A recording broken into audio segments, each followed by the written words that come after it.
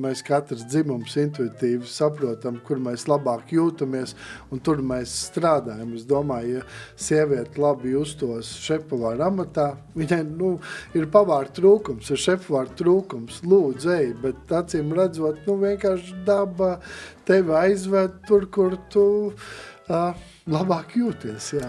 Ēdienu var pagatavot ļoti daudz mājasaimnieku. Nāk pie mums restorānā. Es gribu pie tevi strādāt, esmu ļoti labgaršīgs, kūkas cepu un tam līdzīgi.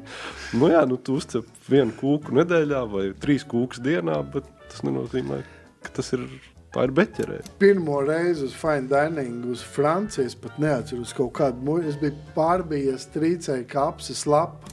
Vēlmu uzzināt, tā kā atdot savu to brīvdienu vai kaut kādu foršu pasākumu, un tāpēc, ka tu gribi uzzināt kaut ko jaunu. Es atceros savu laiku, es biju pirmais rindā, es gribu iztīrīt to jauno zīvi, nekad nāc tīrījis, dod man pamēģināt. Kā šito tā esi? Ja ir tā aizrautība, tad jau arī tu kļūsti labāks, jo ļoti daudz atnāk uz darbu, viņiem it kā patīk to darīt, viņi to labprāt dara, viņam beidzas darbs, viņš aizmirst demīti pat izslēgt, jo viņam beidzas darbs, viņš aizmirst savu darbu. Viņš atnāk no rīta un viss restorāns ir dūmos, jo tas viss ir sadedzis. Tev atnes tur to pasteitas pārģeļus un tartaru, un tad tu dalies. Un tu ēd visu un sajauc visu kopā, un tur nav nekāda inteliģence, jo tu pats sajauc visu kopā. Mēs jau pārdodam un veidojam to zināšanas un inteliģenci. Tas ir tas fine dining. Fine dining ir domāt par ēdienu un iedzināties ēdienā vairāk nekā tas patērētājs ir spējīgs uztvert. Mani sauc Zane, un es esmu žurnāla Pie galda redaktore. Šis ir podcasts Pie galda, kurā mēs runājam ar cilvēkiem, kurus vieno ēdiens.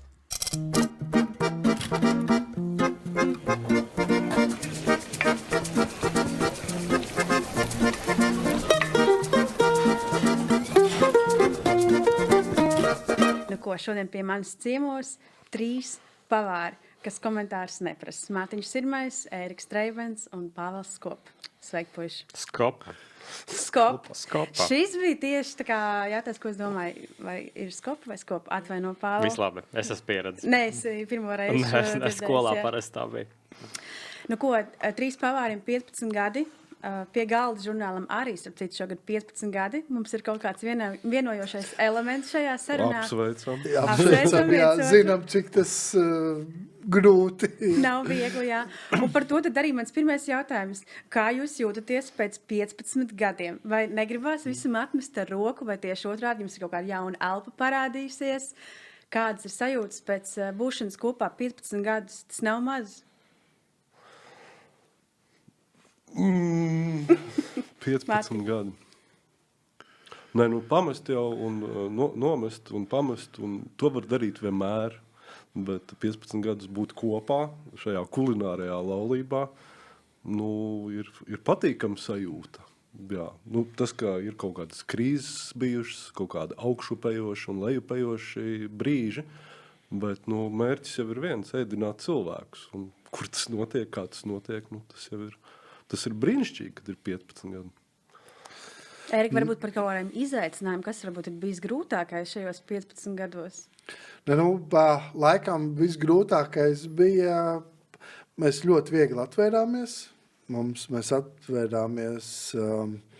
atvērām restorānu durvis vaļā, un tad pienāca pilns restorāns. Un tad reizēm ir tā ilūzija, ka tā būs visu laiku, ja. Tad, protams, kad katram restorānam pēc kādiem 2-3 gadiem notiek kaut kādas krīzes, jo viena cilvēku masa ir izgājusi cauri, atverās kaut kas jauns, kaut kas aiziet. Un tā. Un tad ir tas mobilizēties un tās krīzes pārvarēt, ja, kuras tā kā viļņi visu laiku atkārtojās, paiet 2-3 gadi. Jauna problēma, tāda smagāka, kur ir tur būt vai nebūt jautājums. Un tad tu atrisini šo jautājumu būt. Tas jau arī tevi norūda tālāk. Un tagad, ka kāda tāda nākamā krīze ir, tā jau tāda, skaidrs. Taisam plānu D vai B un atrisināsim visu, jā. Pāvēl, tev varbūt jautājums par ambīcijām, vai pēc 15 gadiem ir vēl viegli atrast kaut kādu motivāciju? Vai... Nu, man ir viegli, tāpēc, ka es esmu tikai 1/3 daļa. Es esmu 5 gadi, jau Tā jau 6. gads. ziņā. Jā, tā kā es neesmu noguris no šīs laulības. Jā, nu, izaicinājumi viņi ir katru dienu, un tie arī palīdz dzīvot, man liekas. Tā kā vajag no sevis spiest, lai būtu labāks, lai nav garlaicīgi, lai būtu katru reizi kaut kas savādāks, neatgriezties pie vecā. Nu, reizēm varbūt kādreiz paņem kaut ko veco, bet jā, izaicinājumi ir visu laiku. Ja mans darbs ikdienā ir saistīts ar to, ka es cenšos vismaz iedvesmot cilvēkus gatavot mājās un rādīt kaut kādu piemēru par kaut ko jaunu, kaut ko interesantu, tad savukārt jūsu darbs ir pabarot cilvēkus ārpus mājas un viņus pārsteigt ar kaut kādām jaunām garšām, jauniem iespējiem un varbūt iedot kaut kādu tādu piedzīvojumu sajūtu. Tad varbūt jums ir radušās kaut kādas domas vai secinājumi par to, kā sabiedrībā ir mainījusies uztver par ēdienu šo 15 gadu laikā?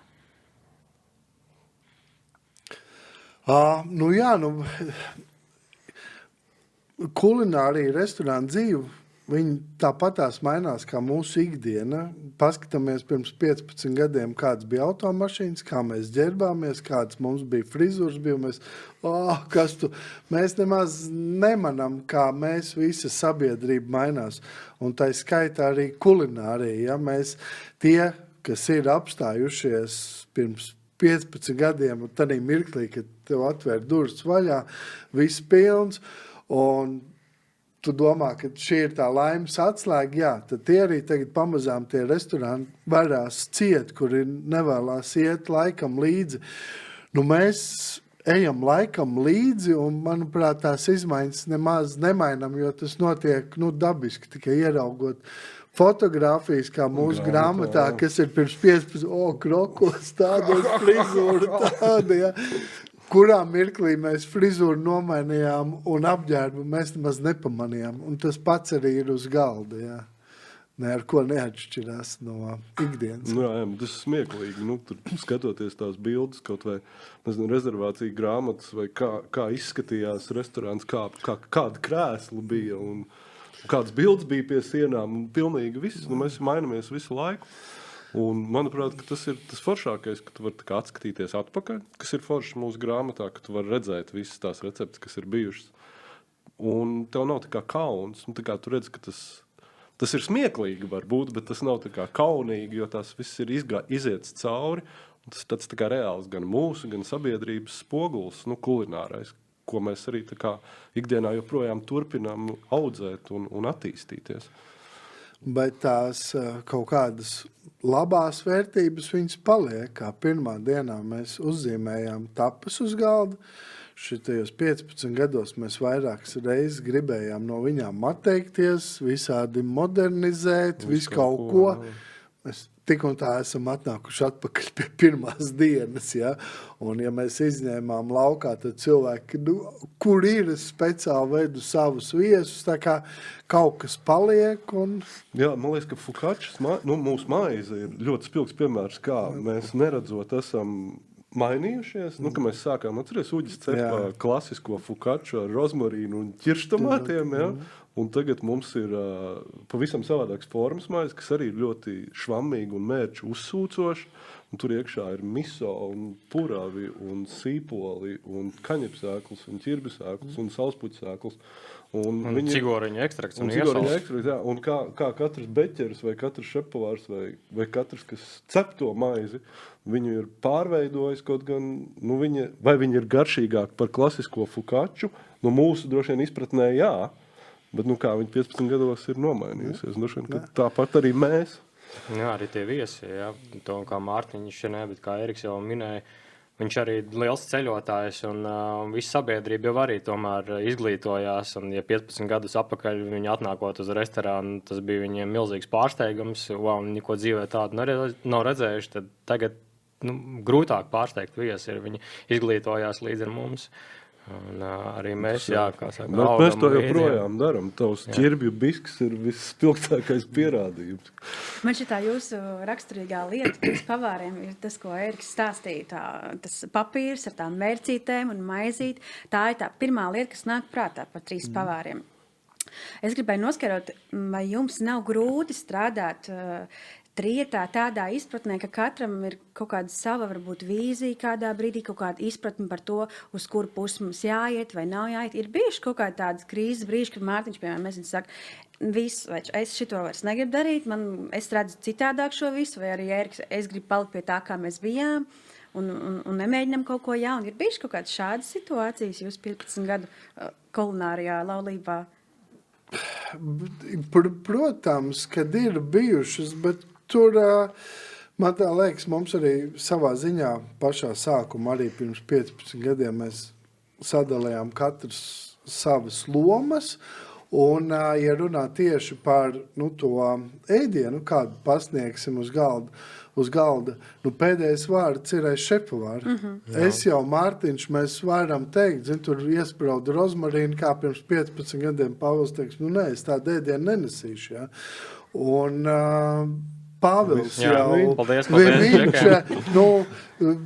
viņš ir noteicējis, mēs varam izteikt vēlmes, bet vai tā būs, to Pāvils pieņem Jā, lēmumu. Viņam man ļauj strādāt, un principā es radu ēdienu, par kuru man nav kauns, ar kuru es varu lepoties, un kuru man prieks ir pasniegt. Un, ja tos kritērijus, tas ēdiens nav izpildījis, tad es mēģinu attīstīt kaut ko citu. Un tad, kad ir tās jaunās ēdienkartes, tad 98% par to es esmu lepns. Un, jā, tas jau arī ir tas mūsu ēdiens caur manu prizmu. Jo Pāvēlam pozitīvā tā iezīme ir, ka visu laiku viņš attīstās, mums katru otrdienu sapulcs, un tad gandrīz vai katru otrdienu Pāvels pienāk ar karot taisa muti, garšo, es redzu, kur uztaisīja, ka šitais, es nedaudz vēlāk, es vēl pamoties neesmu. Nē, mazliet pārspīlē, katru otrdienu, bet tad, kad ir ēdienkartes izstrādes laiks, kad ir ēdienkartes dzemdības, tad tas notiek. Jā, un tas jau arī tādā posmā atlasās, jā, tad Pāvils pavaicā mūsu viedokli, mēs pasakām, iespējams, kādā viedoklī no mūsu ieklausās, kādā neieklausās, un jā. Jo Pāvils ir ražošanas vadītājs, viņš vada šo visu ražošanas procesu, un viņš vislabāk redz tos visus procesus ikdienā. Mēs varam pateikt, jā, nē, melns, balts, patīk, nepatīk, un tad ir kopā gatavošana ēdienkartes un grupu ēdienkartes, un tas jau tāds ļoti sarežģīts, tāds kompozīcija, lai to visu nodrošinātu. Jā, protams, mums ir nākošais trešdien, jā? Degustācija lielā. Jā, tur viss ir izdegustēts pirms tam, viss ir jau nofotografēts pirms tam, un tad ir final degustācija priekš visa stafa. Jautājums Ērikam, vai tu būsi? Bet, protams. Nebūtu. Bet tad droši vien skatītājs un klausītājs interesē, kas tad ir tās jūsu atbildības. Ja Pāvils atbild kā par ēdieniem, un viņa pārziņā ir jauns ēdienkartes izveida, kaut kāds garšu meklējumi un tam līdzīgi, tad ko Ēriks dara, ko Mārtiņš dara, kāds ir jūsu atbildības trīs pavāros? Man pēdējā laikā ir otrais stāvs, tagad es esmu pārņēmis otro stāvu, kas ir visas tirgus tūres, kopā gatavošanas un arī visas grupu kartes, kas ir otrajā stāvā. Jo Pāvēlu mēs nolaidām pirmajā stāvā, lai viņš vairāk kvalitātes kontroli veic ikdienas procesos. Jā, un tad kaut kāds tur viss, bet mums katru otrdienu tās sapulces, kas notiek pēc protokoliem, tur mēs ejam cauri, kurš kuru darbiņu uzņemās. Jums jau vēl komandā ir daudz cilvēku, nav jau tā, ka mēs tur tikai trīs esam. Jā. Jau Ēriks? Jā, es varbūt tik cieši tagad pēdējos gados neesmu līdz ar Covidu 3 pavāros, bet skaits visu laiku es esmu, kā saka, kopā uz viļņa. Un, jā, restorāns jau nav tikai ēdiens. Tur vēl ļoti daudz, tas ir aizberga redzamā daļa. Un ir ikdienas rutīnas darbi, plānot mārketingu, grāmatu pagājušajā gadu mēs izlēmām, ka taps. Un ikdienišķās, ir kādu tepiķi pirksim tagad, lai viesis nepaslīdētu, ja, un tādā garā. Ir ļoti, ļoti daudz jautājumi, kas man, Mārtiņam, mūsu kolēģiem, arī līdzīpašniekam Danam Uldim jānodriešina, lai Pāvils, Elīna mūsu Vindzina varētu strādāt bez raizēm, lai viņiem nav jādomā tagad, nezinu, tur... Jā, kuras sveces? Jā, vai tur tagad atrisini tur atvaļinājumā problēmu ar to darbinieku vai, vēl kaut ko. Mēs esam tā kā tas neredzamais, neredzamā aizberga daļa. Tagad, Šī izklausās tāda garlaicīgā puse īstenībā, nepiekrītu. Nav garlaicīga. Es virtuvē pie plīts, kā šefpavārs, kā pavārs, esmu nostāvējis 25 gadus apmēram, un tas darbs nav viegls, un viņš monotons ir, un ja tu esi cilvēks, es pieļauju domu, ka kuram man patīk visu laiku attīstība, tad tu tomēr kaut kādā mirklī, no tās virtuves, no tās ēdienu gatavošanas, lai arī cik radoši un tam līdzīgi, bet principā viss jau atkārtojās. Ēdienkarts no ēdienkarts viņi atkārtojās. Jā, tu tur pieliec jaunu produktu, tā. Un vienā mirklī tu tā kā, vairs neredzi to kaifu.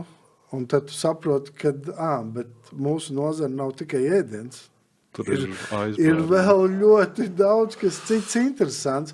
Un, kad tu sāc kaut ko jaunu mācīties, tas tad tevi sāk aizraut, jā, kaut vai, lai restorāns 15 gadus eksistētu, jā, tas nav tikai ēdiens, tas ir daudz dziļāk, kā mēs zinām, arī daudz labi restorāni, kafejnīca ar ļoti garšīgiem ēdieniem aizvarās, jā. Vai jaunie šefpavāri, kas uztaisa restorānu un pēc 2 gadiem, viņš vairs nevar eksistēt, jo viņš nevar redzēt nākotni vai nevar attīstīties, jo izsmer sev tikai ar ēdienu. Restorāns nav tikai ēdiens, kā Eriks minēja. Ēdienu var pagatavot ļoti daudz mājasaimnieku. Nāk pie mums restorānā. Es gribu pie tevi strādāt, esmu ļoti labgaršīgs, kūkas cep un tam līdzīgi. Tu uzcep 1 kūku nedēļā vai 3 kūkas dienā, bet tas nenozīmē, ka tā ir beķerē vai restorāns. Es pieļauju domu, ka Pāvalam arī dienas daļa ēdiens aizņem labie pusi no problēmām. Lielākā daļa aizņem pavisam citi jautājumi. Jā, kāpēc viņš Kā jūs aizskarāt tēmu tieši par to, ka daži restorāni aizvarās tie, kur ir arī pat labs ēdiens. Mēs te iepriekšējās sarunās ar citiem pavāriem diskutējam par to, ka ir tāda sajūta pēdējā laikā, ka cilvēki ir noguruši no fine dining, ka grib kaut ko jaunu, ka negrib tās stīvās vakariņas vai pusdienas vienalga, kas te piedāvājam. Kāda jums ir sajūta, vai nav tāds pārmaiņas tirgu un pieprasījums nemainās, jo 3 pavāri tāds veiksmes stāsts, tā kā, un jums tur ir fine dining, bet nav bišķiņ sajūta, ka kaut kas mainās šobrīd? Mēs jau arī līferējam. Mums jau arī fine dinings. Ko nozīmē fine dinings? Droši vien kaut kādā vecā 15 gadu vai 20 gadu vēsturē, 20 gadu vēsturē tas noteikti bija balti galdauti, viesmīļi, izkāmējuši ar rokaciņām aiz muguras frakās un dekantē vīnus pie svecēm un tam līdzīgi. Fine dinings mainās. Un mēs jau arī mainamies kā restorāns. Vai mēs esam klasisks fine dinings? Tāds retorisks jautājums. Droši vien, ka jā un nē. Vai mēs nodrošinām fine dining servisu? Droši vien, ka jā. Vai mēs nodrošinām fine dining ēdienu? Pavisam noteikti. Vai mums ir atmosfēra kā fine diningā? Es drīzāk teiktu, ka nē. Jā, bet arī tas ir... Uz 3 pavāriem. Bet tu vari atnākt mierīgi treniņbiksēs uz 3 pavāriem, jā. Tu vari. Ja mums nav galīgs tie. Ja tu esi slikti audzināts, tu tā vari darīt.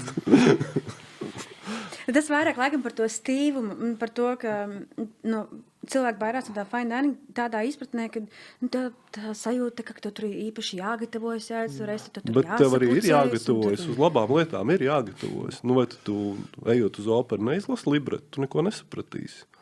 Jāgatavojas uz labām lietām, kas maksā daudz naudu, ir jāgatavojas. Mēs šo tēmu kaut kad runājām. Jā, bet ir tā, ka daudz jau... spriež par fine dining, nemaz neaizējot uz viņu. Arī fakts, jā. Jā, un vai, tur dārgi, tur, vai, tur nevar, un tādā garā, piemēram, Rīgā 3 pavāru tasting menu ir lētākais, jā.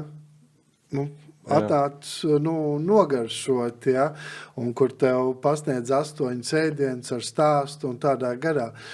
Tā kulinārijas mode, kura viņa jau visu laiku mainās. Tagad ļoti daudzi restorāni ir atvērušies, forši, garšīgi, bet jau sāk, man tā liekas, arī viesiem apnikt, kad viss, kur atverās jauniem restorāni, ir šerošana, visur tur būs pastēte, tartars, siers, un briež, un tu vairs nesaproti, kurā tagad tu esi no restorāniem, un tur sparģeļi ar sviestu saliet un tā, un tad šērojieties. Šī moda ir ne tikai Latvijā, viņa ir tāda kopīga, bet viņa pāries, ja? Bet tāds fine dinings, viņš tomēr ir klasiska vērtība, ja? Nu, kad tu nopērc kādu melnu kleitu, ja? Tad tu ar viņu varēsi uz kāzām, uz operu un zārkā tev viņu ieliks, ja? Un visur derēs. Un tas fine dinings kaut kas, tāds arī ir, jā. Bet jā, es viņš arī ir mainīgs. Tā melnās kleitas piegriezenas jau arī ir ļoti daudz dažādas. Ja drīkst, es pirmo reizi uz fine dining uz Francijas, pat neatceros kaut kādu, es biju pārbījies Trīcēja kapses lapa. Tur tie visi viesmīļi bija, Sudrabs. Un es tur speciāli pirku kaut kādu žaketi un galdu un tā. Un pēc tam vēl pēc dažiem gadiem pirmo reizi uz nomu aizbraucu, kur saņēmu rezervācijas apstiprinājumu, ja, tur arī uzrakstīts, nāc, vienkārši žolīda apģērbā, nav nekāds uzvalks, aizbraucot uz nomu, vēl nebija tik liela zvaigzne, mēs ar Kasparu Jansonu bijām, tā, kā būs un kas un šitais, un Renē pienāk tā, šito ēdienu ar rokām ēdat, šito te tur ar to tā instrumentu, tas, kad viss nomainījās. Tagad uz 3 Michelin restorānu cilvēki iet labi šortos, šādi, kādi mēs esam, tādi cilvēki iet uz 3 zvaigžu Michelin restorāniem baudīt ēdienu, vairāk nav, kā lai pasaka, tas stīvums, viņi to stīvumu atrod internetā, jo viņi tur nekad nav bijuši. Jā. Bet man liekas forši saglabāt to, ka tie ir tādi īpaši brīži, ka mēs tomēr tāpat kā tu minēji operu, mēs uz operu sapucējamies. Ko katram nozīmē sapucēties? Zini, tagad jau uzvilkt treniņbiks arī cilvēki sapucējās arī tāpēc Covid, jau kāds dārgās treniņbiks ir modē. Jā.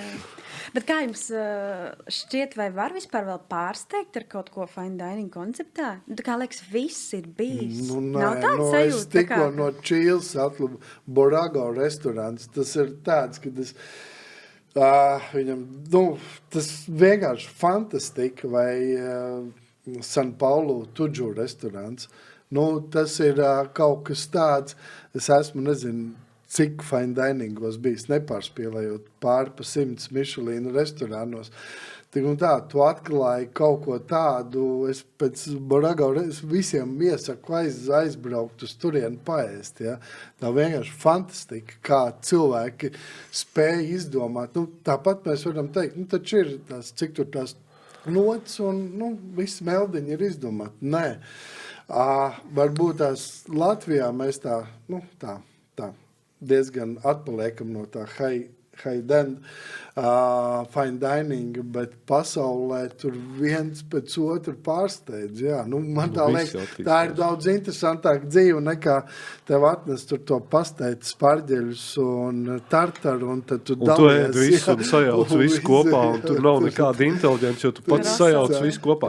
Mēs jau pārdodam un veidojam to zināšanas un inteliģenci. Tas ir tas fine dinings. Fine dinings ir domāt par ēdienu un iedziļināties ēdienā vairāk nekā tas patērētājs ir spējīgs pat, uztvert un izveidot. Tās visas ir zināšanas un tā viss ir pieredze. Nu jā, tur viss tie fine dining, viņi ir ģeniāli. Ne visi, ne visi, ļoti, ir arī visi, ir arī sūdīgi. daudz, jā, draņķīgi un tādi, bet jā, jā, es nespēju joprojām brīnīties, kā tās komandas šepu ar tam līdzīgi kaut ko tādu spēju izdomāt, produktu savienojums, to visu, tur, manuprāt, to var spriest tas, kas neiedziļinās šajā tēmā. Ja seko līdzi pasaules labākajiem restorāniem, iepazīst šefu vāra biogrāfijas personības, ja, tie katrs, tā nav viena pelēka masa, ja. Viens ir konservatorija beidz, otrs arhitekts, tam līdzīgi, un tad kaut kādā ceļā viņš nokļūst tādā virtuvē, un tad ar tām zināšanām, ar to visu, ja viņš lauž kulināro pasauli, pavisam no citas prizmas skatās. Mums Latvijā ir tā problēma, kad, tādā ēdināšanas nozarē, es tā skaitā, mums ir pamaz izglītības.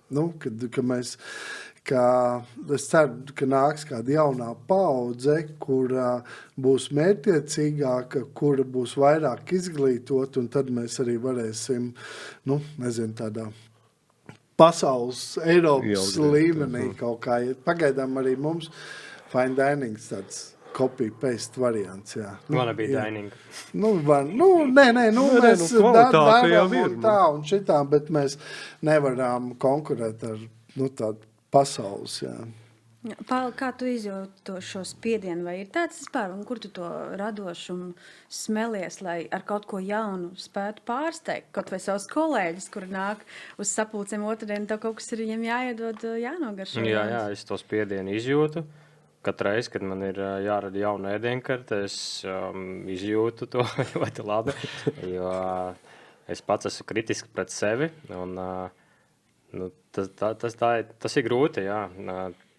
Bet es sevi iedvesmoju, paldies Džekiem par atbalstu. Es ziemas klusajā laikā, tad, kad restorāns mazliet ir norimis, es braucu praksēs un smeļos iedvesmu, Michelin restorānā stažējoties. Un tad atbraucot, atkal ir vieglāk, ja tu esi pabijis pilnīgi citā līmenī, es sajūties kā ūdenī zivs, un tad ir daudz vieglāk, jā. Ja es to nedarītu, tad es nezinu, kas būtu vispār. Jā, tas ir tāds glābiņš no ikdienas rutīnas. Un Eriks jau minēja, kad, tur tie pasaules šefi, viņiem apakšā ir cita pieredze, viņi iespējams ir virtuvē ienākuši jau nobriedušas personības ar citu izglītību, un mums jau problēma daudziem, ka viņi tikko beidz skolu un iet uz virtuvi, un nekāda cita izglītība viņiem nav, jo viņi strādā 12 stundas dienā un 5 dienas nedēļā, vai varbūt mazāk, un tur atlikušās tas brīvais laiks, un ko katrs tur dara. Forši būtu, ka tie gudrie nāktu mazliet vēlāk, un tie bērni tomēr iegūtu labu izglītību, un tad varbūt pievērstos virtuvei, un tad varbūt arī būs tāds labāks rezultāts. Paskatoties arī viss tur, pasaules šepu vārdus, fine dining, ne tikai fine dining, bet tādi, kur ir pasaules atpazīstami. Viņi ir sevi upurējuši strādājot Michelin restorānos, savācot pieredzi. Ja? Visa Latīņa Amerika, Mirazur restorānā ir izgājuši to skolu, un tad viņi atgriežas un sāk to taisīt. Tas, ka, protams, mūsu kaut kāda zināms tā ekonomiskā situācija varbūt tās ir, ka tu nevari aizbraukt. Kāpēc nevar? Var. Ja tu saproti, ka tu gribi būt ar kulināriju saistīt, ja tu gribi attīstīties, brauc pa vēderu tiesu, mazgā trauks Michelin restorānos, pieskaries, apskaties, tam līdzīgi, iegūst praksi, nostrādā tur, 5, 7 gadus attīstoties, un tad jau tāds šepavārs, kāpēc Cekutam iedeva pirmam Michelin zvaigzni? Tāpēc, ka viņam tādā mirklī laikam joprojām ir, kurš ir strādājis Michelin sistēmā. Nu, neviens cits jau nav strādājis no Latvijas šefpavāriem. Un tu nevari izdomāt, ja tu neesi tādā sistēmā audzis, neesi to sapratis, kas un kā tās daudzās nianses, ja, un ja mums vaicā, kāpēc nav vēl Michelin restorāni, tāpēc, ka mums šefpavāri nav izglītoti. Michelinu skolu un tādā garā. Nu, prieks, ka Pāvils, jā, brauc uz praksēm un tam līdzīgi, bet, tur vajag vēl vairāk. 3 pavāri ir iekļauti tajā ceļvedī Michelin, un tā pavāra māja ir saņēmusi to zaļo novērtējumu. Bet kāda ir sajūta, ka jums nav varbūt tā Michelin zvaigzne, vai jūs tā kā tiecaties uz to, jums ir tāda ambīcija viņu dabūt, kā tas ietekmē praktiski pēc tam to restorānu biznesu? Un tev, piemēram, ir pieredze to, ka tev kaut kāda Michelin tā atzinība ir, vai ne? Ko Mārcis Jansons sarunā arī mums, viņš teica, ka, tā kā ir, bet, ne līdz galam, tā kā, ja nav tā zvaigzne, tā kā, tev ir te atkal tā problēma ir. Anglijā, ja tu dabūni Michelin recommendation, ja, kas te ir 30 restorāniem, tu esi laimīgs, ja? Mēs varbūt tās arī te Latvijā, tā konkurence nav tik liela, man iedeva, es tur tāds neapmierināts un tā. Bet kāpēc? Es nezinu, kur problēma, kāda mazvērtības kompleksa ir pavāriem, restorānu īpašniekiem, tas ir pagodinājums. Tas jau visā pasaulē vienā. Tas ir pagodinājums. Un, ka tāds Michelins ir, vai tur pašmērķis 3 pavāriem vai pavāru mājai dabūt Michelin zvaigzni, nav pašmērķis, bet tā ir tā latiņa, uz kuru mēs varam strādāt, ja? Kur vienkārši saprotam, ka mēs strādājam pēc saucamiem Michelin standartiem. Un tas jau nav tikai ar fine dining saistīts. Tas jebkurš restorāns, kurš grib sevi attīstīt arī, kas tagad ir populāri, tiem arī vajadzētu nosacītos Michelin standarts, jā. Man tā šķiet. Pilnībā piekrītu. Kolēģi piekrīt, jā. Jā, gandarījums ir, bet vai mēs esam tuvu zvaigznē, es tā neteiktu. Tur ir tāls ceļš. Es esmu gan praktizējies, gan ēdis Michelin restorānos. Tas ir mazliet cits koncepts. Mums ir biznesa, mums nāk cilvēki, mums ir grupas, mums ir tūres, mums ir tur restorāna nedēļas, viss kopā, ņiga, mums tāds izreiz normāls hardcores ir rock'n'rolls, es teiktu, ja. Mēs esam forši, bet vai tā ir tā Michelin latiņa, es nezinu. Bet Londonā Bistro Lite, ja, viņam arī viena Michelin zvaigzne ir, tur Taizemē vienkārši ēstuli ar zvaigli. Tas cits stāsts. Es tā... Tur man tā liekas, tur nav tik viennozīme, bet manuprāt ir foršai, kad ir pilns restorāns nekā tukšs ar zvaigzni. Jā, kad tas ir, kad tā ir dzīve un tā.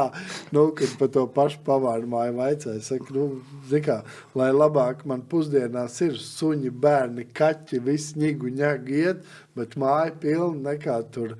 Tu sēdi ar savu bļembuku. Ar savu zvaigzni sēdi un gaidi, kad kāds piebrauks. Restorāns ir dzīves organisms. Tie standarti viņu arī var, ja tu ej, kā lai saka, stūrgalvīgi tikai pēc tiem standartiem un ignorējot, kam tu tā esi vēsturiski, kam tu tā esi, kāpēc tu vispār to dari, kāda ir komanda, kas to dara. Un tad arī var pazaudēt sevi. Tā ir izvēle. Tā ir arī, tas ir arī ego izvēle, tā ir arī restorāna izvēle, tā ir viesu izvēle. Vai Rīgā viņus vajag, cik viņus vajag. Bet tas, ka vajag visu laiku augt un visu laiku vajag močīt, tas ir tā kā skaidrs. To jau mēs arī daram. Tāds manā skatījumā tad ir tādi pasaules top 50 restorāni. Tops tāds manā skatījumā viņš ir vērtīgāks nekā Michelin zvaigzne. Tad ir top 50, jeb 100 var restorāni ar Michelin, bez Michelina, visādi būt iekšā, jā. Un tur nevērtē, pēc zvaigznes, bet vērtē pēc tā piedzīvojuma, kāds ir bijis. Un tad man tāds Tas ir. augstāks vērtējums ir, tas pasaules The Best 15 restorāns. Kādreizais Sampolgrino top 100. Kādreizais, jā. Nu, viena no lietām, kas skar to, vai restorānam būs laba nākotne vai tagadne, ir darbinieki. Un šī tēma, par ko es vēl gribu parunāt, kā noturēt labus darbiniekus. Un, man neskapēc radies tāds priekšstats, ka 3 pavāros darbinieki ir tādi, kas neskraida no vienas vietas uz otru, ka viņi mums liekas diezgan tāda stabila komanda. Un es esmu dabūjusi nelielu citātu no kāda jūs gan bijušā darbinieka. Atlaistā? Nē, es domāju, ka nē. Vienmēr cenšas skatīties uz lietām no pozitīvās puses un ar humoru. Patiesi, atvērti, cilvēcīgi un sirsnīgi, ar lielu uzsvaru rūpējas par savējiem. Un jautājot, kas visvairāk patika šeit strādājot, atbildēja brīvā, nepiespiestā un draudzīgā atmosfēra. Ne tikai viesmīlīgi viesiem, bet arī darbiniekiem rūpējas par darba vidi, lai ikvienam tā būtu patīkama, droša un atbalstoša. Izklausās pēc ChatGPT. Nē, goda vārds, to varētu parādīt. Pilnīgi copy-paste. Kā jūs noturiet darbinieku šajā jomā un vai tas vispār ir iespējams? Pirmkārt, jāsaprot, ka restorānā darbinieku mainība ir normāla padarīšana. Jo bez tā izaugsme, bez mainības, bez asins pārliešanām un bez patstāvīga tāda, nevis tur atsaucoties uz nomas skandālu, tur pazemošanas un stumšanas uz priekšu, bet tāda normāla attīstība ar mazlietiņu vairāk iedegšanos nekā jebkuram valsts nozarē strādājošam ir pilnīga norma. Un tajā brīdī, kad tu strādā tajā ierobežotajā teritorijā, noteikti tev pieriebjās vienkārši tā vide. Un tāpēc tiek darbinieki, viņi mainās. Visos restorānos darbinieki mainās, aiziet uz turien, tur var iemācīties to, tur var iemācīties to. Un to vajag darīt, un tas ir pilnībā nepieciešams. Mums arī mainās darbinieki, bet vai mēs darām tā, lai viņi tur justos labu katru, it sevišķi ar kādām jaunām paudzēm, mēs to darām arvien vairāk un vairāk. Mums, man liekas, ir labākās un dārgākās darbinieku pusdienas Latvijā pavisam noteikti. Mums ir Ko jūs viņam dodat, garneli? brīnišķība kalvas kafija 24/7, arī garnels dodam, jā. Mums ir pirmsservisa organizētas ļoti labas sapulces. To darbu vidi mēs visu laiku veidojam ar vien labāku un labāku. Var darbinieki vienreiz gadā uz restorānu ar ģimeni nāk paēst, uz pavāru māju var braukt pavēlt ēst, tādi visādi blakus bonusi. Tiek sūtīt uz citiem restorāniem ēst visu laiku, prakses visu laiku. Tā vide mēs viņu cenšamies, jo mēs esam paši no tās vides, līdz ar to mēs viņu cenšamies veidot. Tā, lai viņi būtu kruta. Labi, bet par to atalgojumu, daudz runā par to, ka mazas algas, vienalga, vai tas trauku mazgātājs vai kāds no pavāriem, ka cilvēki par to sūdzās, bet tāpat laikā tā alga jau nevar būt konkurējoša ar kaut kādu tur zīmolu vadītāju, vai ne, jo, tev nav vajadzīga izglītība, lai tu mazgātu traukus, bet redzēt, tu nevari restorāni strādāt bez tā trauku mazgātāja, tā ir, nenormāli svarīga pozīcija, lai tas viss mehānisms darbotos. Kā ir lavierēt starp šīm lietām un kā vispār kaut kā novilkt to robežu? Ēdināšanas nozarē ne tikai Latvijā, visā pasaulē nav nekādas lielās algas. Protams, vadītājiem ir lielas algas un tādā gadā. Mēs iebraucām degvielas uzpildes stacijā, aizējām kafiju, 3 tur maizi paņemam, pašapkalpošanās plasmas krūzē, tam mēs tur samaksājam tuvu 10 eiro. Ja? Un, lai šo visu tu saņemtu restorānā, tev vajadzīgi, kas samaļ kafiju, uztais, aiznes, cukuru, pienu, vēl uzklaus tevi to. Tad tu pasūti kādus salātus, tad tur darbojās pavāri, kas tur, vienvārds sakot, ar to es gribu teikt, ka mūsu nozare ir ļoti daudz darbinieku. Ja, 3 pavāros algu sarakstā ir virs 30 darbiniekiem. Un tur vienkārši matemātiski skaitot, ja, tur tās algas, mūsu nozarē, diemžēl nav nekādas fantastiskās. Bet tāpēc ir jāmācās, jāattīstās, ka tu kļūsti par šefpavāru palīgu, tās augs būtiski ceļās, jā. Jo, es arī gribētu, lai kā benzīntankā mēs varētu atnāc ar karti nopīkstini, pats uztais sev kafiju, paņem maizi un to visu izsvied ārā un man vairāk nekas nav jādara. Jā. Cilvēku resursi, mums ļoti cilvēku resursi prasošā nozare, un viņi tāda ir, un viņi tāda vienmēr būs un bija. Un tas arī veido to salīdzinoši zemo algu. Bet viņas, starp citu, nav vairs arī tik zemes. Nē, ja es atceros savu jaunību, tas bija katastrofāli zem. Jo tur atverot vidi, var redzēt, visos mūsos uzņēmumos ir A kategorija, jā. Vēl jau arī neparēķini, kad tu tās dienas esi, mēs, kad 3, es aizgāju no Kaļķu vārtiem, mēs 3 pavārs taisīju, un tad saprotu, bet katru dienu ir jāpērk ēdiens. Nav, ka uz darbu atnāc un pavēlti paēd. Un tas tev no mēneša budžets noņem diezgan daudz, jā. Un tad reizēm mēs to nepieskaitam, jā, ka tev jau katru dienu ir brokastis, pusdienas, vakariņas, ko tu paēd, ko tu iztērētu, cik dienā. Vismaz 10 eiro, ja vairāk, jā, ka tāda vēl, bonus klāt pie tās algas ir, ko mēs jau maksājam, jā, par to. Tad tie bonusi varētu būt tie, kas, palīdz noturēt tos cilvēkus, vai tomēr tā vide, tie visi darbinieki kā komanda kopā, jo māc būt, kad ir kāds baltā vārna, kas bojā gaisu, burtiski aprunājot citus darbiniekus vai visādi citādi taisot negāciju vai taisa lieku paniku, kur tas nav vajadzīgs. Un šobrīd mums ir, es teiktu, visforšākais kolektīvs šajā brīdī dotajā, jo neviens par darbu nečīkst, visi nāk ar prieku, ir prieks iet uz darbu, un mēs tā kā viens par otru rūpējamies. Un tas mazais mikromanagements ar katru, ar katru, bet parunāties, uzklausīt arī, ja tu esi to 10 reizes dzirdējis, tāpat tu tur uzklausi un tā kā dzīvo kopā kā ģimene. Mums vienkārši jārūpējās vienam par otru, un tad, kad ir vēl plus tie bonusi, forša vide, vēlme augt visos līmeņos, tad jau arī cilvēkiem viņi gatavi strādāt mazliet zemāku algu varbūt, bet strādāt vietā, kur ir tā pievienotā vērtība.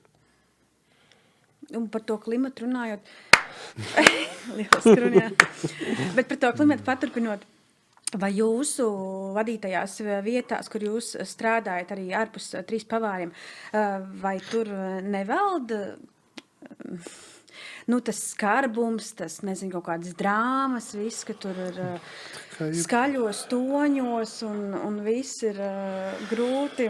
Vai tas izveidojies nedaudz tāds tā kā stereotips, ka bez tā nevar? Ka tā tas ir normāli. Var, un neviens, ja kāds kliedz, tad tā ir tā cilvēka vājuma izpausme, viņš ir tajā brīdī salūzis. Ja?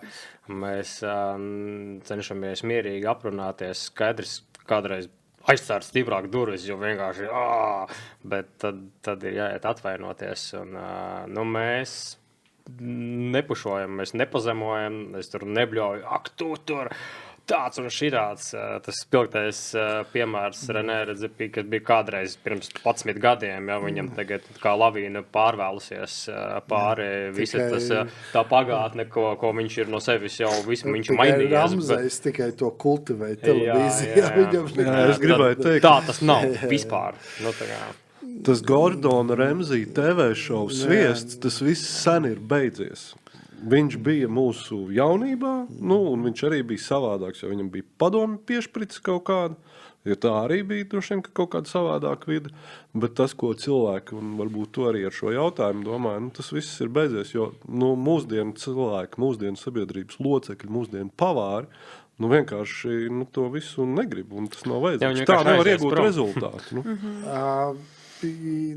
Jā, tieši tāpatās, kā pirms tam runājam, kā ēdiens ir mainījies, tā jau arī tā darba kultūra mainījies, ne tikai virtuvē, mēs visi sabiedrība virtuve, restorāns nav atrauc no visas sabiedrības.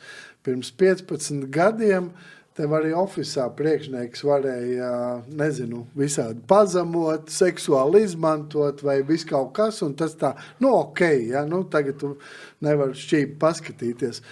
Restorāna vide nav atrauta no visa pārējā, ja, mēs dzīvojām, tāpatās kā visa sabiedrība, jā. Mums viens viesmīlis, kas, nomainīja dzīmumu.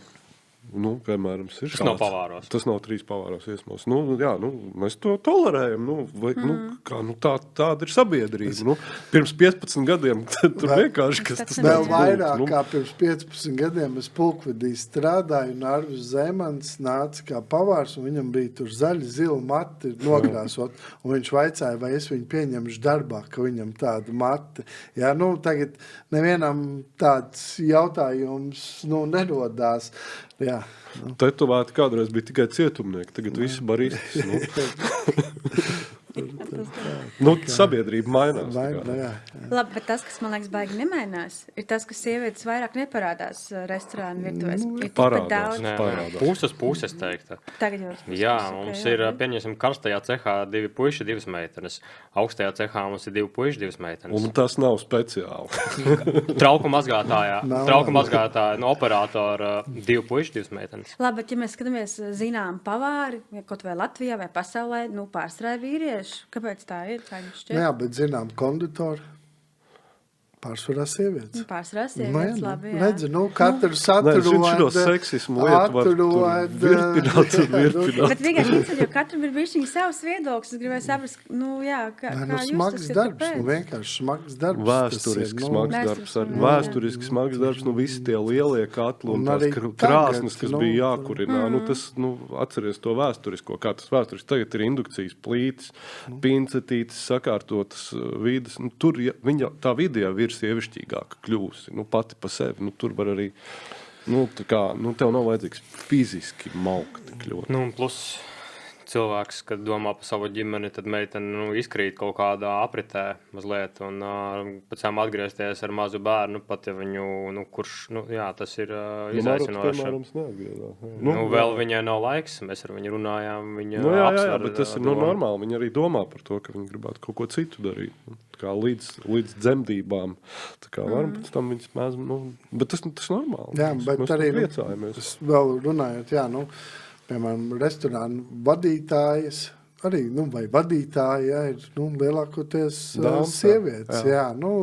Tomēr, labi, mēs tur varam likt visādos tur vienlīdzības dzimumos un tam līdzīgi, bet tomēr mēs katrs dzimums intuitīvi saprotam, kur mēs labāk jūtamies, un tur mēs strādājam. Es domāju, ja sieviete labi justos šefpavāra amatā, viņai, ir pavāra trūkums, ir šefpavāra trūkums, lūdzu, ej, bet acīm redzot, vienkārši daba tevi aizved tur, kur tu labāk jūties, jā. Jā, es domāju, ka tur seksismam nav pamata, bet viņi vienmēr var atrast tie, kas viņu meklē. Jā, tur nav problēmas.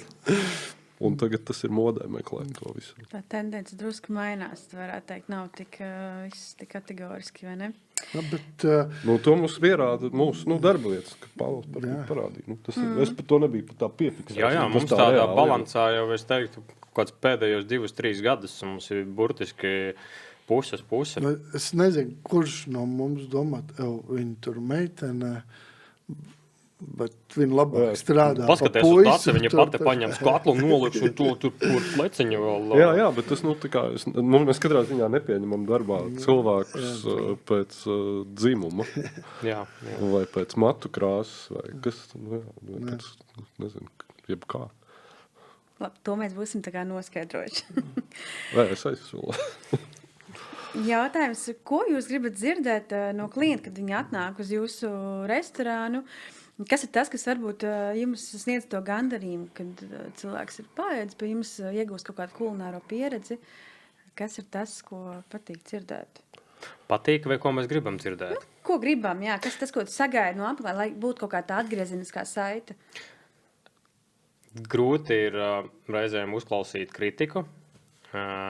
Es gribētu, lai klients būtu līdz galam patiess, jo nevienmēr tā tas notiek. Arī es reizēm neesmu patiess, ja man kāds, es aizēju uz kaut kādu Michelin restorānu, man kāds paprasa, kā to garšoja, es mādzu samalot un teikt, jā, man patika, bet pēc tam, klausies, to zivs bija sausa, vai tam tā jābūt.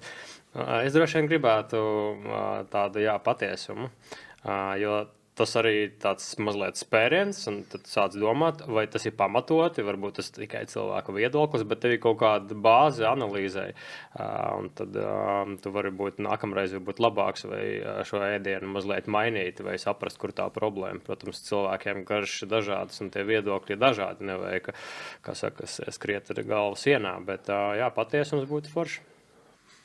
Jo tur jau jāatrod arī tāds balans, kas ir tā kā gaumas lieta, vai man tur par asu vai par sāļu, vai šis ēdiens vienkārši ir sabojāts. Bet tas, par ko es domāju, dažreiz, piemēram, ja man pajautā viesmīlis, kā garšoja, es saku, paldies, bija ļoti garšīgi. Es domāju, vai šāds teikums vispār aiziet līdz virtuvē kādreiz vai nē? Jā. Pasaku. Jā, sevišķi īpašie komplimenti, noteikti. Jā. Un plus mums ir atklāta virtuve, bieži vien to tas āra pavārs redz pa taisno no tā klienta. Viņš ejot prom, ir acu kontakts, viņi aprunājās mazliet, un tad ir tā atgriezeniskā saite. Un tad ir digitālie review, kas arī katru otru dienu tiek izdrukāti. Jā, principā pēc apmeklējuma tu iegūsti iespēju pateikt par to, kā tev pieredze bija restorānā, un citi to pilda, citi nē, citi pieliek tikai atzīmīt, citi pieliek komentāru, kur varbūt, kur bija labi, vai arī kur mazliet vajag piedzīt, un tā kā tāda atgriezeniskā saite ir, bet cik viņi ir patiesi, cik viņi varētu būt, viņi varētu būt vēl labāk. Tie reitingi jau arī vietām ir ļoti svarīgi, tajā pašā Google Maps, vai ne? Lai tad tur, jebkurš var ielikt tev, piemēram, vienu zvaigzni, pat ja viņš tur vispār nav bijis.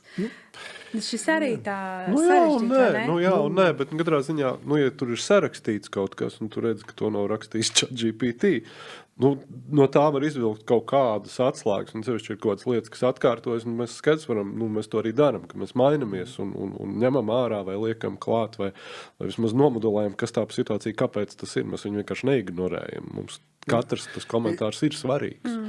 Jo ir tur jau var arī, būt lietas. tiešām, kad izlasām negatīvu, tad mēs viņu izanalizējam, saprotam, jo nevienmēr negatīva atsauksme ir, kā lai pasaka, patiesa vai tā, kad kaut kas tur saprotam, kad, piemēram, mums Vīndzina Elīna pagājušajā nedēļa rakstīja tā, ja mums būs sūdzība, tad ziniet, tas no 2 britu džekiem, viņiem nepatika, ka pa maizi naudu prasīja, kas tur un tā, jo, tu jau zini, saproti, un zinot Elīnu, kad nav bijis tā, ka tam galdam tagad ir speciāli slikts servis nodrošināts. Vienkārši tie cilvēki, nebija lomā tādā mirklī, vai arī domāju, kad uz pubu atnākuši, bet viņi uz fine dining atnāca, un tad arī var rasties pārpratumi. Dažreiz, man liekas, ir vēl kaut kāda tās sliktās dienas, ka vienkārši tam galdiņam vienkārši neiet viss, kas bet var neiet. Nē,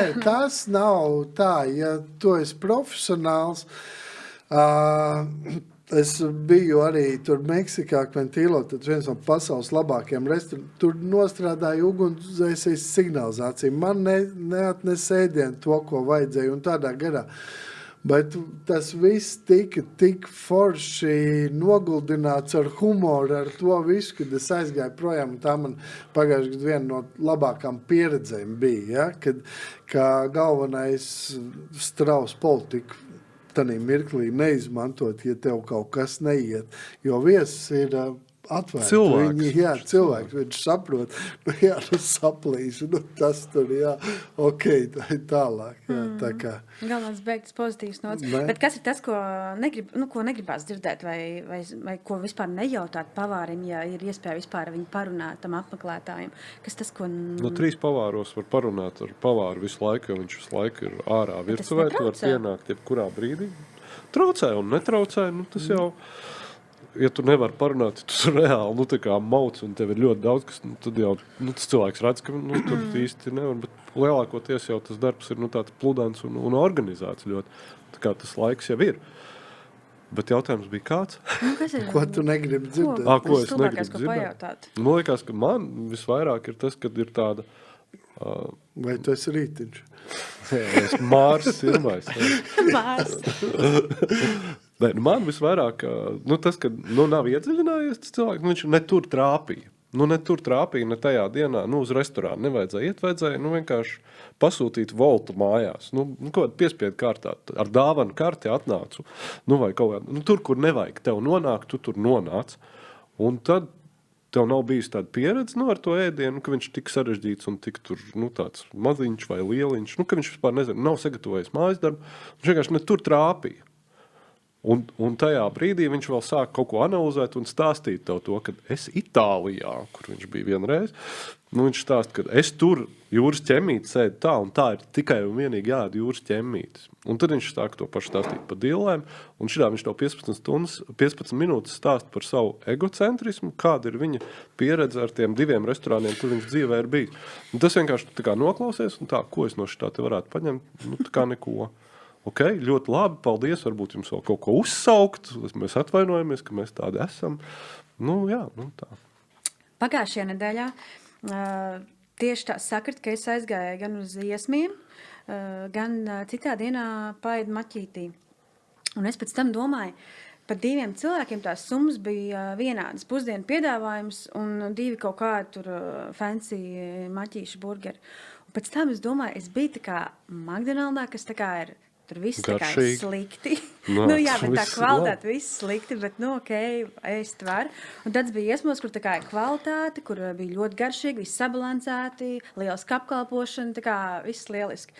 Bet tā cena bija, tur atšķirās pa eiro vai 2 burtiski.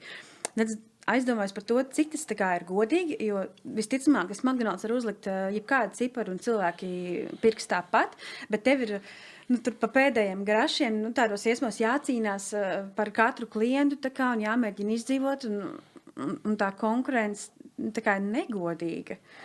Mēs pieskārāmies globalizācijas tēmai. Globalizācija ir tāda maita, kas pastāv, bet kas mums visiem rada komfortu. Mēs lietojam globālas lietas. Mēs pašlaik arī sēžam uz globālām mēbelēm, globāliem mikrofoniem. Globalizācija pārņem visu. Un McDonald's ir totāla globalizācijas simbols pat, jā. Un mums ar viņu ir jāsadzīvo. Tas, ka cilvēki lielākoties izvēlās globalizācijas lietas, tā ir cena un drošība. Ka IKEA mēbeles, tev viņas nesabruks visticamāk pirmajā nedēļā, bet viņas nav mūžīgas. Tāpat ar globālajām lietām. Globalizācija ir tāda droida, ar kuru mēs dzīvojam kopā. Un ar to mums jāsadzīvo. Kā lavierēt par to visu? Paņem maķīšu frančīzi. Kad vajag, jā. Tā liekas, tur ir reiz, kad maķīts vajadzīgs, ir reiz, kad tur šērošana, kad fine dinings, jā. Katra ēšanas reize ir kaut kādā mirklī, man tā liekas. Par šo mēs vismazāk iespringstam. Ka maķītī tur kaut kā. Tur piekdienas vakarā braucot no Juglas laukām pie maķīša autorinda ir tur, tā kā es nezinu, ja, kur, bet, jā. Skaidrs, ka jūs paši arī dažiem kādreiz iebraucat maķītī, tas viss ir normāli. Vienkārši piezagās man tā sajūta, ka tas nav godīgi. Globalizācija nav godīga. Mēs varam runāt par globālo politiku, globālo ekonomiku, par Latvijas vietu pasaules kartē. Mēs, protams, varam šīs tēmas tirzāt, bet mēs no tā nefigā neēdzam. Mēs par to, kā lietotāji, mums ar to ir jāsadzīvo. Bet tajā pašā laikā apzināmies, ka viss šis, kas te ir iekārtots, viss tas ir globālais pārsvarā. Saglabāsim to reālo skatījumu. Es gribēju Ērikam jautāt, mēs daudz runājam par Rīgu un tādām aktualitātēm Rīgā, restorāni atverās, aizverās. Kāda ir tā situācija ārpus Rīgas? Vai Pavāra mājā ir jācīnās par katru apmeklētāju, vai ir kaut kāds atbalsts no pašvaldības? Kā tu jūties, kādu gabaliņu ārpus Rīgas? Principā jau nekas neatšķirās, vai tu esi Rīgā vai ārpus Rīgas, ja, mūsu biznesa ir vienāk. Jā, Rīgā varbūt tās ir tā, ka tu atver restorānu durvis un tev vakarā var ienākt tie mūsu saucamie valki, kas līgatnē nenotiek.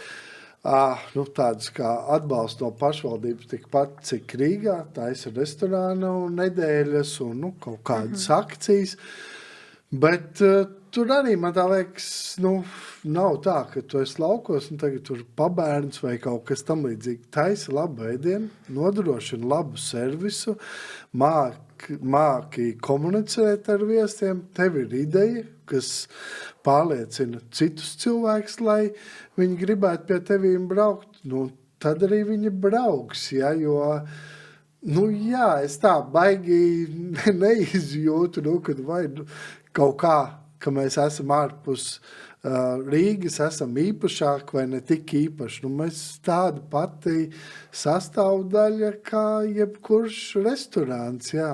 Protams, man ir savā ziņā gandarījums, jā, kad mēs Līgatnē, kur ziemā tikai brieži staigā gandrīz vai kas satupst, ja, un ka pie mums brauc, un mēs cauru gadu strādājam, un 4 dienas nedēļā strādājam, un mēs to varam noturēt. To nekurš katrs Rīgas restorāns var izdarīt. Par to man ir gandarījums.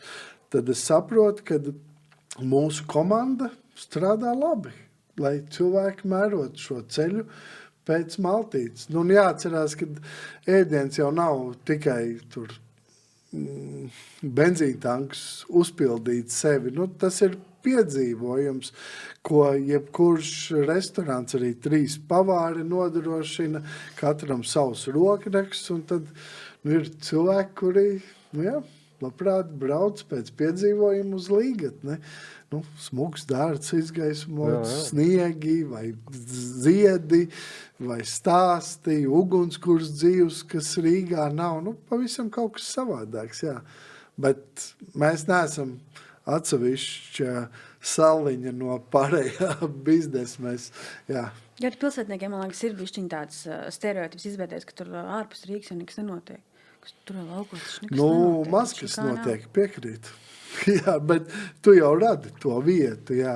Nu, pirms tiem, cik tur jau 8 gadiem, kad iegādājos dzemdību namu, kurš bija pamests, tam līdzīgi, Ainārs Šteins, bija Līgatnes boss, un tad, nu, tā kā iegādājos, iepazinos ar viņu, un tad viņš prasīja, ko šeit darīsi? Es teicu, nu, diez vai te būs autoservis, kaut kas ar viesmīlību saistīts, un tā vēl sākumā idejas nebija. Un tad viņš arī toreiz tā samērā, viņš bija priecīgs, bet skeptiski vaicāja, nu, vai kāds viesis brauks uz šejienu. Tad es viņam atbildēju, nu, ja mēs būsim labi, tad brauks. Un tad arī sakrita, ka Līgatnē Zeits atvērās, papīra fabriku nopirka, kas arī lika tur vietējiem ēdinātājiem tā kā saņemties, vēl attīstīties. Un nu, tagad Līgatne arī ir tāda forša atpūtas vieta. Ar viens no galpunktiem ir gastronomiskais galpunkts, jā, ne tikai pastaigāt vai apkārt izbaudīt, kas ir forša. Jo Līgatnē ir tā, ka tu vari atbraukt un tu vari susas burgeri dabūt, ieiet Janču kā pēc karbonādes, Vilhelmīnas dzirnavā garšīgi paēst, ar bērniem uz Zeitu aiziet, vai uz pavārmāju, fine dining dabūt, tā kā visam ir, jā.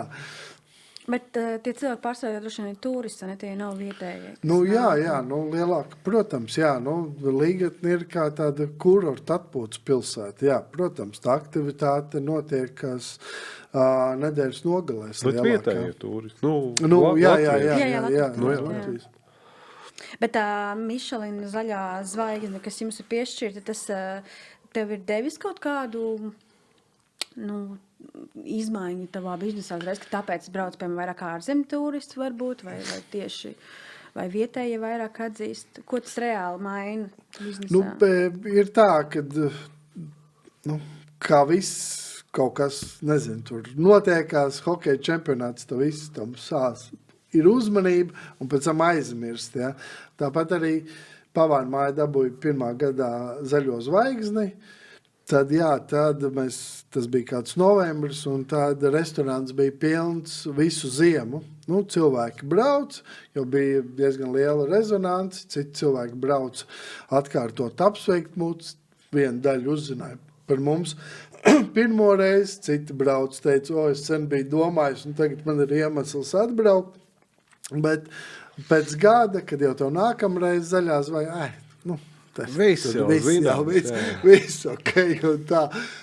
Bet, protams, kad tas piedod uzmanību, mums zaļā zvaigzne stāv restorāna iekšpusē Arta Nīmaņa tādā skaistā apdarē spogulī. Cilvēki viņu ļoti labprāt fotografē, un tas ir atkal kaut kāds mārketings, kas mums palīdz. Un ārvalstu viesi ne tikai dēļ zaļās zvaigznes, bet vispār pateicoties tam, kad ir Latvijā Mišelins, kad ir kaut kāds pieturas punkts, lai apskatītos, ko darīt, tad viņi brauc uz Valmieru, uz Akustiku, uz Pavāru māju, uz Rīgu. To var redzēt ļoti labi. Pēc Mišelinam pašam ir tas rezervēšanas sistēma, ka viņi norezervē cauri Mišelinu. Tu vienkārši redz, ka tas reāli strādā. Tas ir tāds. Jā, Mārtiņam, tad arī nākamais jautājums.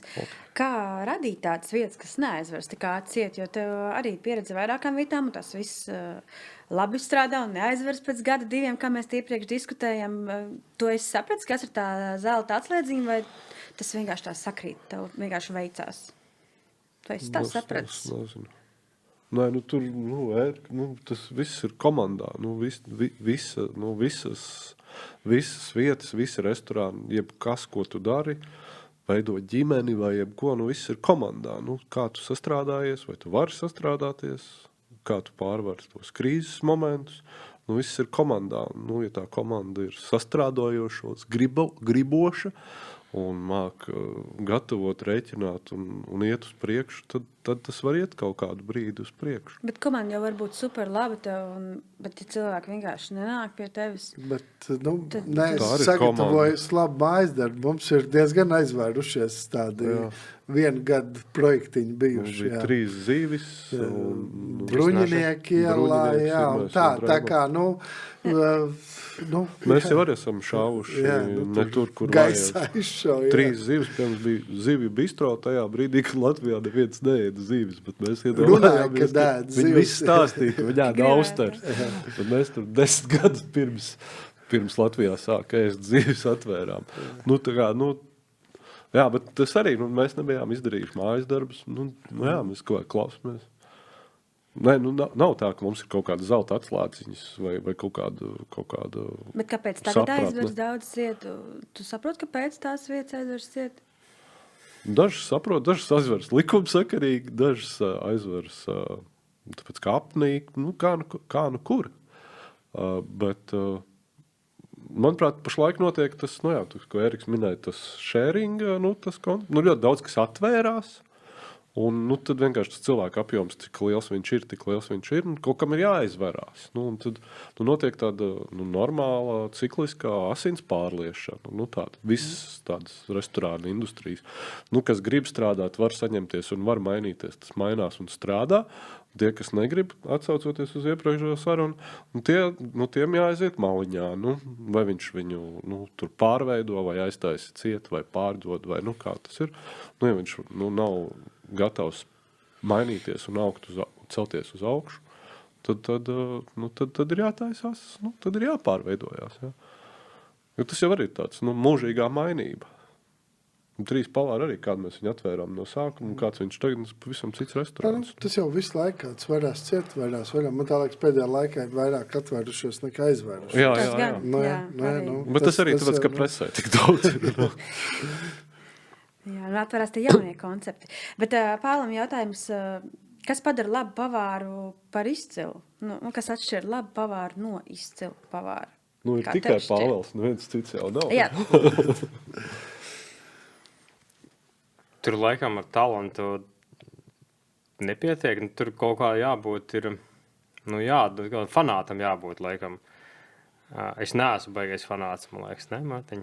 Bet, tu neesi. Jābūt, baigais zināšanu bāzei, daudz visādiem veiksmes stāstiem, saprašanai, tur kaut kā daudz, un galvenais gribēt, un būt neatlaidīgam, vēlmi uzzināt, atdot savu to brīvdienu vai kaut kādu foršu pasākumu, un tāpēc, ka tu gribi uzzināt kaut ko jaunu. Es atceros savu laiku, es biju pirmais rindā, es gribu iztīrīt to jauno zīvi, nekad nāc tīrījis, dod man pamēģināt. Kā šito tā esi? Ja ir tā aizrautība, tad jau arī tu kļūsti labāks, jo ļoti daudz atnāk uz darbu, viņiem it kā patīk to darīt, viņi to labprāt dara, viņam beidzas darbs, viņš aizmirst demīti pat izslēgt. Ja viņam beidzas darbs, viņš aizmirst savu darbu. Viņš atnāk no rīta un viss restorāns ir dūmos, jo tas viss ir sadedzis. Ja? Nu, saprotiet, tā ir tāda, jā, nu, vajag gribēt kaut ko vairāk uzzināt, darīt, pamēģināt, un tad droši vien no tās pārējās pelēkās masas tu atšķirsies, bet, vai tā ir izcilība? Vai nav jābūt bišķiņ arī mazohistam, lai varētu strādāt ilgi? Nē, jābūt tādam, laikam, izturīgam, paciest. Mazohists, nezinu, vai kurš to izbauda. Varbūt tas kāds to izbauda, un viņš ir mazohists, bet tas nemaina būtību. Tev vienkārši vajag paciest daudzas nērtības, jo ir arī dzīve, ir, kā saka, work-life balance, un šeit tas nav balans, ja? Un tad, kas cieš, droši vien ģimene, sievas, bērni, cik ilgi viņi var ciest, kaut kādā brīdī tas ir par daudz, tad tev mazliet vajag atrauties, citreiz tu atkal pazūdi darbā uz mēnesi, un jā, Tu pieminēji sievas draudzenes, uzreiz atceros, kad es teicu, ka man būs saruna jums 3, ko jūs gribētu dzirdēt. Man kādi 5 cilvēki teica, kas viņiem gatavo mājās, vai sievas gatavo, draudzenes gatavo, vai viņi paši. Tad lūdzu atbildiet šiem cilvēkiem uz šo jautājumu. Visi grib zināt, kas jums mājās gatavojas. Nu, mēs katru vakaru uz restorāniem. Tikai 3 zvaigžņi. Nē, mājās es gatavoju ēst, jā. Es gatavoju reti, brīvdienās, sievu gatavo, mēs pasūtam voltu, lai nav jāgatavo, mēs gatavojam Kārlim, dēlam, tur mēs gan abi divi, bet sievu vairāk, jā. Es daudz gatavoju mājās, ļoti daudz, bet man sieva gatavo labāk kā es. Un tāpēc es varu izbaudīt arī viņas gatavotos ēdienus. Man arī dēls ļoti labi gatavo. Un meita ir sākusi cept kūkas un visu kaut kādas saldos taisīt. Tā kā man tas patīk. Nu, ģimenes restorāns jātais jums izklausās. Nekādā gadījumā. Tā ģimenes izjūka. Jā, varētu būt tā. Tas gan, jā. Noslēgumā es gribētu jums pajautāt jautājumu par to, kā jūs redzat 3 pavārus nākamajos 15 gados. Kas varbūt ir tās jūsu ambīcijas? Ko jūs gribētu pieredzēt vēl visi kopā šajā kulinārijā laulībā, kā jūs paši teicāt? Pats galvenais būtu mainīgiem. Neapstāties šodien.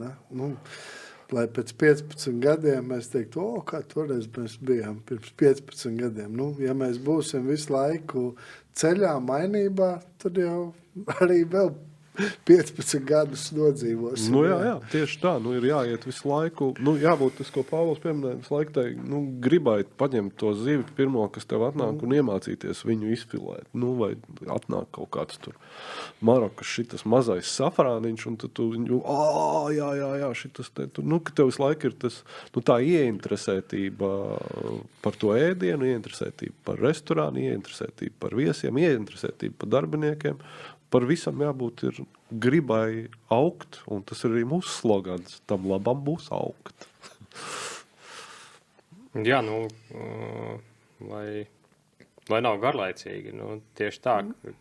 Jo es kādreiz man bija tāds, ne moto, bet es sev priecājos, gads cauri, jāmaina darbs, ejam strādāt citā vietā, es tādā veidā iegūstu kaut kādas jaunas zināšanas, un es biju kādās 10 virtuvēs vai vēl vairāk pirms pavāriem. Un tagad pavāros man ir 6. gads, es nevienā vietā neesmu strādājis tik ilgi, un nav vajadzības mainīt darbu, jo tas darbs tev liek augt. Un es gribētu, lai tādas arī turpinās. Tas jau arī, lai tu arī interesi nākt uz darbu, tad jau viss vajadzēs. Noslēgumā es visiem jautāju vēl vienu jautājumu, un man gribētu zināt arī jūsu atbildi. Ja jums būtu iespēja aiziet ar jebkuru cilvēku pasaulē vakariņās, es gribētu, lai jūs katrs pasakat, ar ko jūs gribētu pavakariņot. Pieņemsim kādā Michelin restorānā, kurā jūs neesat varbūt vēl bijuši. Ļoti vienkārši jautājums ar savu sievu. Nu, visi ir miruši, ar ko es gribētu aiziet. Tas dara, tu vari teikt. Jā, es padomāšu par dzīvajiem. Pēteru Vasku.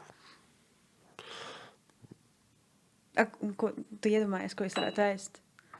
Vai es kādu restorānu? Nē, nu tā man Nav to nav vīzijas man par tādas to. domas. Es droši vien gribētu klausīties, ko viņš runā, nevis pats runāt. Jā. Labi, Tas jau Mēri. ir labas sarunas pamatā, klausīties, ko citi runā. Nu, es labprāt tādu vairākus uzaicinātu Polu Kūzu, Renē Redzepī, Mārtiņu Rītiņu un Uldi Šulti, jo man pietrūkst sarunas par kulināriju Latvijā, kur ne tikai par Latviju, bet ka plašāk un tam līdzīgi. Un, manuprāt, ar šiem vīriem, man piemēram pietrūkst sarunas ar Uldu Šulti, ja? Mēs varējām stundām runāt par kulināriju, par visādām niansēm, piekrist viens otram, nepiekrist, tāpatās ar Rītiņu un Bukūzu kā tādu revolucionāru un Renē Redzepī, Aleksa Talla prāt vēl pieaicināt, un manuprāt, mēs varētu, runāt ilgi. Man būtu ļoti daudz jautājumu, vai kaut es labprāt klusētu un klausītos, kā viņi vienkārši, runājās. Jā. Man prieks redzēt jūsu acīs to deksmi un to dzīves prieku, un lai tas viss jums saglabājas arī vēl visus nākamos 15 gadus, lai nezūd tā mīlestība pret ēdienu un lai tas labais aug un vairojas. Paldies, ka šodien bijāt ciemos pie mūsu podkāstā. Paldies. Iegādājieties 3 pavāru grāmatu. Mājaslapā var nopirkt. Paldies, čau! Ko var redzēt tajā grāmatā? Pastāst, kas tur iekšā? Kas tur iekšā? Tur ir 3 grāmatas.